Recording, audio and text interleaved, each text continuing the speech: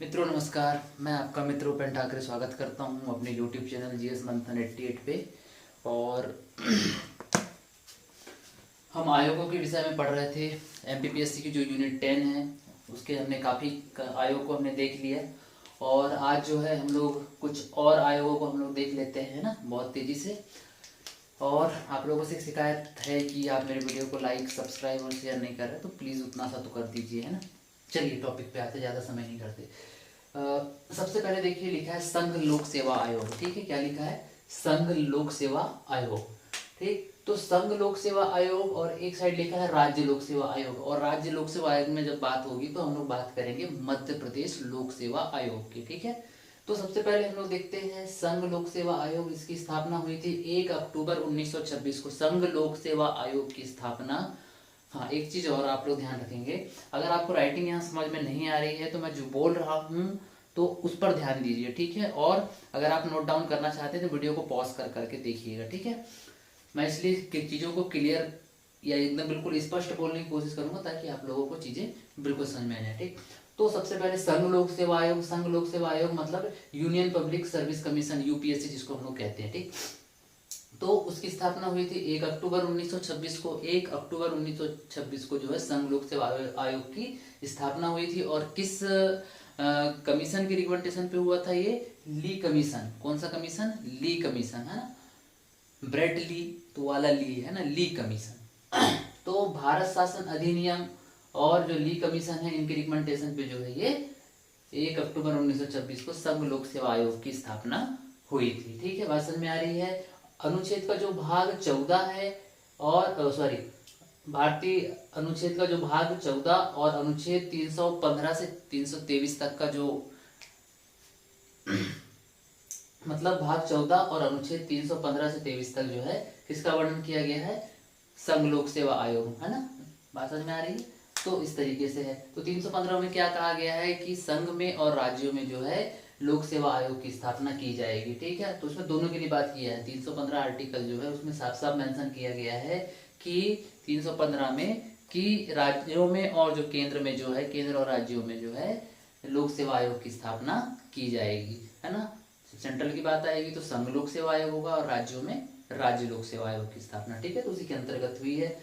तो 1 अक्टूबर 1926 संघ लोक सेवा आयोग ली कमीशन के रिकमेंडेशन पे भारत शासन अधिनियम के अंतर्गत ही ये संघ लोक सेवा आयोग की स्थापना की गई। हो सकता है आपसे पूछ ले परीक्षा में कि किस अधिनियम के तहत जो है भारत शासन अधिनियम 1919 के तहत जो है संघ लोक सेवा आयोग की स्थापना हुई। ये बात आप लोग याद रखेंगे। बात समझ में आ रही है। और इसका जो नोडल मंत्रालय है वो है कार्मिक मंत्रालय। ठीक है, कौन सा मंत्रालय है? कार्मिक मंत्रालय। तो संघ लोक सेवा आयोग का जो नोडल मंत्रालय है वो कौन है? कार्मिक मंत्रालय। इसका जो कार्यालय है वो कहाँ पर है? नई दिल्ली में। कार्यालय कहाँ पर है इसका? नई दिल्ली में। सदस्य कितने होते हैं इस बॉडी में? 1+10, मतलब एक अध्यक्ष होगा और 10 इसमें क्या होंगे? इसके सदस्य होंगे, है ना। फिर उम्र की जो सीमा है वो देख लीजिए और कार्यकाल देख लीजिए। इसमें 6/65, मतलब 6 साल का कार्यकाल या फिर 65 वर्ष की उम्र, है ना। तो दोनों में से जो भी पहले हो जाए उस आधार पे जो है इसको रखा गया 6/65। ठीक, फिर जो संघ लोक सेवा आयोग है वो एक प्रकार से सिविल न्यायालय है। ठीक है, उसको किसकी शक्तियां प्राप्त है? सिविल न्यायालय के बराबर की उसको शक्तियां प्राप्त है। वो एज ए सिविल न्यायालय भी काम करता है। ठीक, समझ में आ रही है। फिर आप देख लीजिए, यहाँ लिखा हुआ है NTH, वेतन भत्ते और सेवा शर्तें। तो N का मतलब होता है नियुक्ति, T का मतलब होता है त्यागपत्र और H का मतलब होता है हटाना। तो नियुक्ति, त्यागपत्र और हटाना, और वेतन भत्ते और सेवा शर्तें, इन सब का कार्य कौन करता है? राष्ट्रपति। मतलब संघ लोक सेवा आयोग के जो अध्यक्ष होते हैं और जो सदस्य होते हैं उनकी नियुक्ति राष्ट्रपति करता है। उनका त्याग पत्र जो है कौन लेगा? राष्ट्रपति लेगा। हटाएगा कौन? तो राष्ट्रपति। वेतन भत्ते और सेवा शर्तें कौन निर्धारित करेगा? तो वो है राष्ट्रपति। मतलब सारा हीरो यहाँ पर कौन है संघ लोक सेवा आयोग में? वो है राष्ट्रपति। मतलब पूरा रोल किसका है? राष्ट्रपति का रोल है। ठीक, भारत में जो पहली बार संघ लोक सेवा आयोग की परीक्षा हुई थी वो हुई थी 1922 में। लेकिन आपसे पूछा जाएगा कि संघ लोक सेवा आयोग के अंतर्गत जो पहली परीक्षा हुई थी वो इंडिया के बाहर जो हुई थी 1855 में, वो कहाँ पर हुई थी? लंदन में। ठीक है, और भारत में जो संघ लोक सेवा आयोग के अंतर्गत आयोजित होने वाली जो पहली परीक्षा है वो 1922 में इलाहाबाद में हुई थी। कहाँ पर हुई थी? 1922 में इलाहाबाद में। ठीक है, अगर हम लोग बात करें संघ लोक सेवा आयोग की, तो इसके जो पहले अध्यक्ष थे वो कौन थे? Ross Barker. कौन थे? Ross Barker. और फर्स्ट महिला जो कौन थी इसकी? रोज मिलियन मैथ्यूज, है ना। एक नॉर्मल ये प्रश्न भी पूछ सकता है आपसे कि यूपीएससी की जो फर्स्ट लेडी चेयरमैन थी वो कौन थी? रोज मिलियन मैथ्यूज, है ना। पहले अध्यक्ष कौन थे इसके? रॉस बार्कर, ठीक। और वर्तमान में कौन है? प्रदीप जोशी जी। कौन है वर्तमान में? प्रदीप जोशी जी जो है इसके 30वें अध्यक्ष हैं किसके? संघ लोक सेवा आयोग के। अब हम लोग देख लेते हैं राज्य लोक सेवा आयोग। राज्य लोक सेवा आयोग की स्थापना कब हुई थी? 27 अक्टूबर 1956 को हुई थी। और ये किसके अंतर्गत है? ये केंद्रीय गृह मंत्रालय की अधिसूचना पर इसको क्या किया गया था? लागू किया गया था, है ना। तो 27 अक्टूबर 1956 को मध्य प्रदेश लोक सेवा आयोग की स्थापना होती है और केंद्रीय गृह मंत्रालय की अधिसूचना पर, ठीक। और इसी के अंतर्गत देख लीजिए राज्य पुनर्गठन अधिनियम 1956 की जो धारा 3 है ना। 1956 की धारा 118 का जो क्लॉज 3 है, राज्य पुनर्गठन अधिनियम 1956 की धारा 118 का जो क्लॉज 3 है, उसके अंतर्गत जो है राष्ट्रपति ने क्या काम किया कि मध्य प्रदेश लोक सेवा आयोग का गठन किया, ठीक है। बात समझ में आ रही है। तो ये अभी पूछा भी है ये प्रश्न एमपीपीएससी 2020 में जो प्री हुई अभी 25 जुलाई को, तो उसमें ये प्रश्न पूछा भी है कि राज्य पुनर्गठन की किस धारा के अंतर्गत जो है मध्य प्रदेश लोक सेवा आयोग की स्थापना की गई थी। तो ये राज्य पुनर्गठन अधिनियम 1956 की धारा 118 का जो क्लॉज 3 है, उसके अंतर्गत जो है राष्ट्रपति ने मध्य प्रदेश लोक सेवा आयोग का गठन किया, ठीक। फिर राज्य कार्मिक मंत्रालय जो है इसका नोडल मंत्रालय होता है। जैसे यहाँ पर कार्मिक मंत्रालय है संघ में, तो यहाँ पर राज्य कार्मिक मंत्रालय होगा। यहाँ पर क्या होगा? इसका मुख्यालय, हेड ऑफिस कहाँ पर है मध्य प्रदेश लोक सेवा आयोग का? तो वो है इंदौर में, ठीक। यहाँ पे क्या है? 1+10 है, यहाँ पर 1+1 है, मतलब एक अध्यक्ष होगा और एक उसका सदस्य होगा। 6/62, जैसे यहाँ 6/65 था, तो यहाँ पर क्या है? 6/62। एंटी वेतन भत्ते और शर्तें, मतलब नियुक्ति, त्याग पत्र, वेतन भत्ते और शर्तें भी किसका होगा? यहाँ पे रोल काल राज्यपाल का, ठीक है। लेकिन हटाएगा कौन? राष्ट्रपति। मतलब राज्य लोक सेवा आयोग के जो अध्यक्ष होते हैं या फिर जो सदस्य होते हैं, उनको हमेशा कौन हटाएगा? वो पावर किसके पास में रहेगी? वो राष्ट्रपति के पास में रहेगी, ठीक है। मध्य प्रदेश लोक सेवा आयोग के अंतर्गत आयोजित होने वाली प्रथम परीक्षा 1958 में हुई थी और इसके जो प्रथम अध्यक्ष थे वो DB रोगे थे और वर्तमान अध्यक्ष जो है इसके राजेश लाल मेहरा हैं। कौन से नंबर के हैं? राजेश लाल मेहरा जी मध्य प्रदेश लोक सेवा आयोग के 18वें चेयरमैन है, ठीक है। आप ये इस बात को याद रखेंगे। फिर हम लोग देख लेते हैं केंद्रीय सतर्कता आयोग, ठीक है। केंद्रीय सतर्कता आयोग की स्थापना कब हुई थी? 1 फरवरी 1964 को। 11 फरवरी 1964, 1 फरवरी नहीं सॉरी 11 फरवरी 1964 को, ठीक है। केंद्रीय सतर्कता आयोग अधिनियम 2003, ठीक है। कब बना था केंद्रीय सतर्कता आयोग अधिनियम? ये बना था 2003 को। इसका भी जो नोडल मंत्रालय है वो कौन है? कार्मिक मंत्रालय, ठीक है। और इसका भी मुख्यालय कहाँ पर है? नई दिल्ली में। और ये कितने सदस्यीय निकाय है? ये 3 सदस्यीय निकाय है। मतलब एक अध्यक्ष होगा और 2 इसके सदस्य होंगे। एक अध्यक्ष और 2 इसके सदस्य होंगे। और उम्र की जो सीमा है, कार्यकाल कितना है? 4/65, मतलब 4 साल का जो कार्यकाल या फिर 65 वर्ष की उम्र, जो भी पहले हो जाए, ठीक है। बात समझ में आ रही है। यहाँ पे किसका रोल काल है? राष्ट्रपति का। और इसको किस प्रकार की शक्ति प्राप्त है? इसको सिविल न्यायालय की शक्ति प्राप्त है और इसको दीवानी न्यायालय, दोनों किस्म की इसको शक्तियां प्राप्त है, ठीक है। इसके जो फर्स्ट चेयरमैन थे वो थे कौन? श्रीनिवास राव। कौन थे? श्रीनिवास राव। और वर्तमान में कौन है? सुरेश N पटेल इसके क्या है? वर्तमान अध्यक्ष है, ठीक है, केंद्रीय सतर्कता आयोग के, ठीक। तो केंद्रीय सतर्कता आयोग के वर्तमान अध्यक्ष कौन है? सुरेश N पटेल। इसको आप लोग याद रखेंगे, है ना। तो ये इस तरीके से है, इसको काफी हमने शॉर्ट में कर दिया, ये भी शॉर्ट में, ये भी शॉर्ट में। तो इतना भी कर लेंगे आप तो काफी प्रश्न आपको एग्जाम में बन जाएंगे, ठीक। चलिए आगे देखते हैं। केंद्रीय सूचना आयोग, केंद्रीय सूचना आयोग और यहाँ पे राज्य सूचना आयोग। केंद्रीय सूचना आयोग की स्थापना हुई थी 12 अक्टूबर 2005 को। केंद्रीय सूचना आयोग की स्थापना कब हुई थी? 12 अक्टूबर 2005 को। और जो RTI एक्ट आया था 2005 की जो धारा 12 है, उसके अंतर्गत केंद्रीय सूचना आयोग की स्थापना की गई थी, ठीक है। RTI जो एक्ट है ना, सूचना का अधिकार अधिनियम 2005 की धारा 12 के अंतर्गत केंद्रीय सूचना आयोग की स्थापना की गई है। इसका जो मुख्यालय वो कहाँ पर है? नई दिल्ली है। इसका भी जो मंत्रालय है वो कार्मिक मंत्रालय है। ठीक है, इसका भी मंत्रालय कौन सा है, कार्मिक मंत्रालय है। और ये कितना सदस्यीय निकाय है, ये 11 सदस्यीय निकाय है। इसमें 1 अध्यक्ष और 10 इसके कौन होंगे, सदस्य होंगे। ठीक, बात समझ में आ रही है।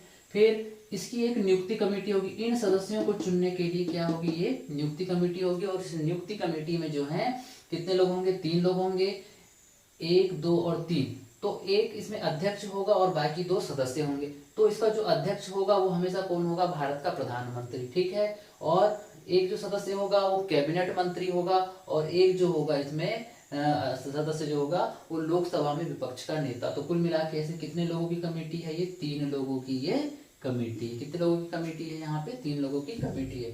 अब हम लोग बात कर लेते हैं यहाँ पर शपथ की बात आती है, नियुक्ति, त्यागपत्र और हटाना। एनटीएच का मतलब समझ गए, एन फॉर नियुक्ति, टी फॉर त्यागपत्र, एच फॉर हटाना और एस फॉर शपथ, है ना, मतलब ये शपथ।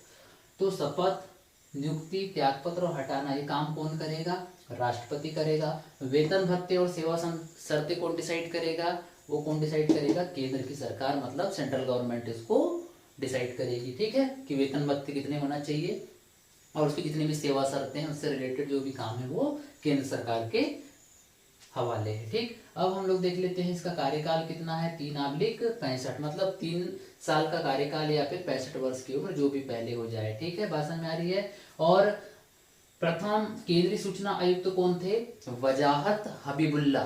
ठीक है, वजाहत हबीबुल्ला जो थे ये इसके प्रथम क्या थे, अध्यक्ष थे। और प्रथम महिला अध्यक्षा कौन थी इसकी, दीपक सिंधु।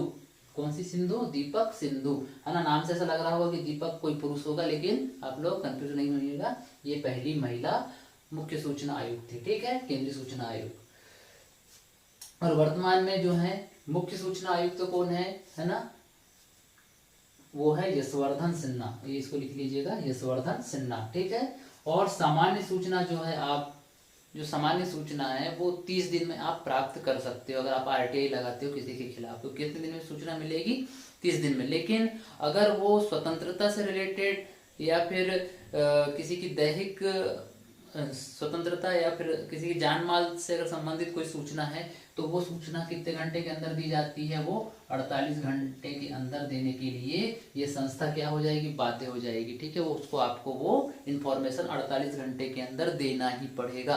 ये चीज को आप लोग याद रखना। ठीक है, तो पहले अध्यक्ष कौन थे, वजाहत हबीबुल्ला। प्रथम महिला कौन थी, दीपक सिंधु। और वर्तमान में कौन है, यशवर्धन सिन्हा। तो केंद्रीय सूचना आयुक्त तो कौन है वर्तमान में, यशवर्धन सिन्हा।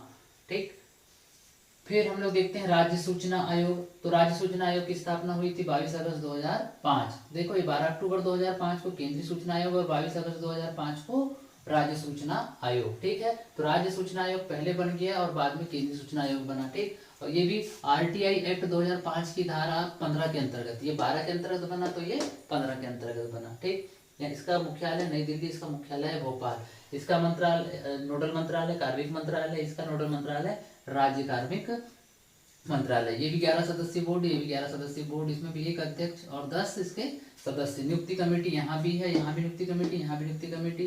तो यहाँ की नियुक्ति कमेटी में 3 लोग हैं, तो यहाँ की भी नियुक्ति कमेटी में 3 लोग हैं। तो इसका जो अध्यक्ष होगा वो संबंधित राज्य का मुख्यमंत्री होगा। ये बात समझ में आ रही है। और यहाँ पे जैसे कैबिनेट मंत्री था 1 सदस्य, तो यहाँ पर राज्य कैबिनेट मंत्री होगा। और यहाँ पे जैसे लोकसभा में विपक्ष का नेता, तो यहाँ पर विधानसभा में विपक्ष का नेता जो है उसका सदस्य होगा। ठीक है, नियुक्ति कमेटी का। और यहाँ पे जैसे 3/65 लिखा था, तो यहाँ भी क्या है 3/65, मतलब 3 वर्ष का कार्यकाल या फिर 65 वर्ष की उम्र, जो भी पहले हो जाए। फिर यहाँ पे शपथ NTH कौन करेगा, राज्यपाल। जैसे यहाँ पे शपथ NTH राष्ट्रपति कर रहा था, तो यहाँ पे शपथ NTH कौन करेगा, राज्यपाल करेगा। वेतन भत्ते सेवा शर्तें यहाँ केंद्र सरकार कर रही थी, लेकिन इस पॉइंट को आप लोग याद रखेंगे कि यहाँ भी केंद्र सरकार ही डिसाइड करेगी।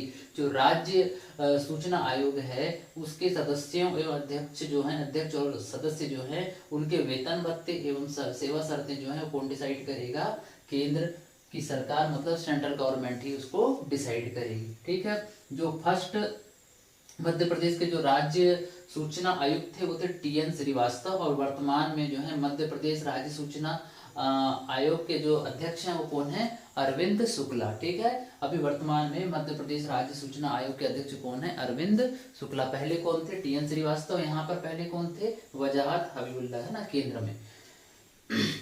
इस तरीके से हो गया।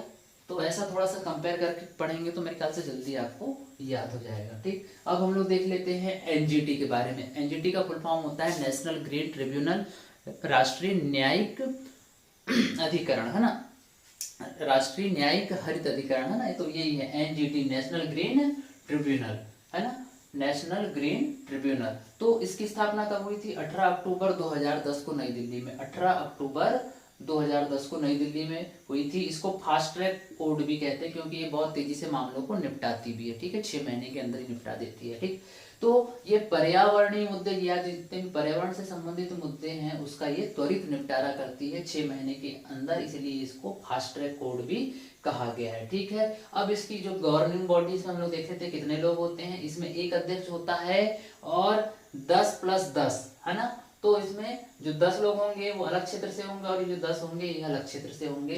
तो कुल मिलाकर कितने सदस्य होगा इसके? 10 × 10 = 20। ठीक है, अधिकतम इतने हो सकते हैं, इससे ज्यादा नहीं हो सकते। ठीक है, एक अध्यक्ष होगा और फिर कुल मिला के कितने होगा? 10 × 10 = 20, इसके ऊपर नहीं हो सकते। अब हम लोग बात करें यहाँ पर इसके जो अध्यक्ष होते हैं उसके लिए जो डिसाइड किया गया है 5/70, मतलब अध्यक्ष के लिए जो एनजीटी का जो अध्यक्ष होता है उसकी जो कार्यकाल है वो 5 वर्ष का या फिर 70 वर्ष की उम्र, और बाकी जो सदस्य हैं, ये जो सदस्य हैं बाकी, इनके लिए क्या डिसाइड किया गया? 5/67, या तो 5 साल का कार्यकाल या फिर 67 वर्ष की उम्र, जो भी पहले हो जाए। ठीक है, ये इसको पर्यावरणीय अदालत भी कहते हैं क्योंकि पर्यावरण से संबंधित जितने भी मामले होते हैं उसका निपटारा नेशनल ग्रीन ट्रिब्यूनल, मतलब राष्ट्रीय हरित न्यायिक अधिकरण, है ना, ये इसको कहा जाता है। ठीक, और यहाँ पर जो टोटल रोल कॉल होता है वो किसका होता है? केंद्र सरकार का होता है। जो टोटल रोल कॉल किसका होगा? यहाँ पर किसका होगा? केंद्र सरकार का होगा। हटाना, नियुक्ति करना, वेतन भत्ते, सेवा शर्तें, है ना, अंध फंद गजानंद, जो भी चीज है वो सारा काम कौन करेगा? यहाँ पर आपकी कौन करेगा? जो सेंट्रल गवर्नमेंट होती है वो करेगी। ठीक है, अभी क्या क्या काम करती है देख लो। पर्यावरणीय मामलों की सुनवाई करती है। पहली चीज, ये पर्यावरणीय मामलों की क्या करती है? सुनवाई करती है। दूसरी चीज, जितने भी पर्यावरणीय अधिकार होते हैं उनको ये लागू करने का भी काम करती है। फिर ये अपीली क्षेत्र अधिकार है एनजीटी के पास में, मतलब जितने भी जो मौलिक मुद्दे होते हैं पर्यावरण से संबंधित, तो वो सीधे कहाँ उठाए जा सकते हैं? आपके एनजीटी के पास में, इसलिए इसके पास में क्या है? अपीली क्षेत्र अधिकार भी है। ठीक है, और जो भी व्यक्ति, जो पीड़ित व्यक्ति है वो 90 दिन के अंदर अपील कर सकता है। ठीक है, किसी व्यक्ति को ये लगता है कि पर्यावरण के साथ में छेड़खानी की गई है तो वो 90 दिन के अंदर जो है अपनी शिकायत दर्ज करा सकता है एनजीटी के पास में। 90 दिन के अंदर मतलब 3 महीना, और 3 महीने के बाद आप जाओगे तो एनजीटी चप्पल उठा के दौड़ेगा, साले 90 दिन तक क्या कर रहा था तू, 3 महीने तक क्या कर रहा तू। ठीक है, बात समझ में आ रही है? नहीं मारेगा, चप्पल अप्पल मारे, टेंशन मतलब। हाँ, एनजीटी गठित करने वाला भारत जो है विश्व का तीसरा देश है। ठीक है, मतलब एनजीटी एक प्रकार का जो है बॉडी है, ऐसी बॉडी गठित करने वाला जो है, या ऐसा निकाय बनाने वाला या ऐसा प्राधिकरण बनाने वाला भारत विश्व का तीसरा देश है। और इससे पहले 2 देश ऐसे हैं जिन्होंने ऐसी व्यवस्था अपने यहाँ लागू की है। तो पहला देश जो है ऑस्ट्रेलिया और दूसरा देश जो है वो है आपका कौन? न्यूजीलैंड, और तीसरे नंबर पे आता है हमारा भारत। तो एनजीटी को लागू करने वाला पहला देश कौन है? ऑस्ट्रेलिया, दूसरा देश न्यूजीलैंड और तीसरा हमारा भारत। ठीक है, बात समझ में आ रही है? फिर एनजीटी जो है 7 पर्यावरणीय कानून को अपने अंतर्गत लाता है, और उनके उन 7 कानूनों के अंतर्गत अगर पर्यावरण का किसी प्रकार से कुछ नुकसान पहुंचाया जाता है, कुछ किया जाता है, तो उन मामलों पर सुनवाई की जाती है और 6 महीने के अंदर अपना डिसीजन दिया जाता है। ठीक है, अगर एनजीटी के आदेश का पालन या निष्पादन नहीं किया जाता, अगर एनजीटी कोई आदेश या नियम बनाता है, उसको कोई लोग अगर फॉलो नहीं करते या उसके नियम को नहीं मानते, तो ऐसे व्यक्ति को 3 साल की सजा, मतलब 3 साल का कारावास होगा और 10 करोड़ का जुर्माना, मतलब बहुत भारी जुर्माना, मतलब पूरे बाल निकल जाएंगे और खाल निकल जाएगी, मतलब 10 करोड़ रुपए का जुर्माना, बहुत भारी भरकम जुर्माना है यहाँ पर। ठीक है, तो एनजीटी से पंगा नहीं लेने का, क्या समझ में आ रहा है ना? हाँ, एनजीटी के बाहर 2 कानून हैं ऐसे पर्यावरणीय कानून जो इसके दायरे में नहीं आते। अगर इनके अंतर्गत आप लोग जाओगे, पहला कानून है वन्य जीव संरक्षण अधिनियम 1972, ये जो है एनजीटी के दायरे में नहीं आता। और दूसरा जो है अनुसूचित जनजाति एवं अन्य पारंपरिक वन निवासी अधिनियम 2006, ये 2 नियम जो है एनजीटी के दायरे में नहीं आते। अगर इन नियम को लेकर अगर आप मुद्दा उठाते हो और एनजीटी के पास जाते हो तो एनजीटी अपने दरवाजे बंद कर देगा आपके लिए और डंडे लेके दौड़ेगा आपके पीछे, ठीक है। तो इस तरीके से आपको ये बात समझ में आ रही है। तो इस तरीके से एनजीटी का मामला है। तो हमने क्या क्या देख लिया, संघ लोक सेवा आयोग देख लिया, राज्य लोक सेवा आयोग देखा, केंद्रीय सतर्कता आयोग देख लिया, केंद्रीय सूचना आयोग, राज्य सूचना आयोग, और हमने एनजीटी मतलब नेशनल ग्रीन ट्रिब्यूनल, राष्ट्रीय हरित न्यायाधिकरण हमने देख लिया। और लगभग इसी में से आपको प्रश्न देखने को मिलेंगे एमपीपीएससी की प्री में, ठीक है। तो आज के लिए सिर्फ अपने वीडियो को मैं यहीं पे रोकता हूँ, है ना। ज़्यादा लंबा वीडियो करने से कोई मतलब नहीं है ना, तो आप वीडियो देखते भी नहीं है ना। कम से कम वीडियो को देखें, रुकें वीडियो पर, तो मुझे भी अच्छा लगेगा और मेरी मेहनत करने का कुछ औचित्य समझ में आएगा, ठीक है। तो आज के लिए सिर्फ इतना ही रखते हैं। जय श्री राम।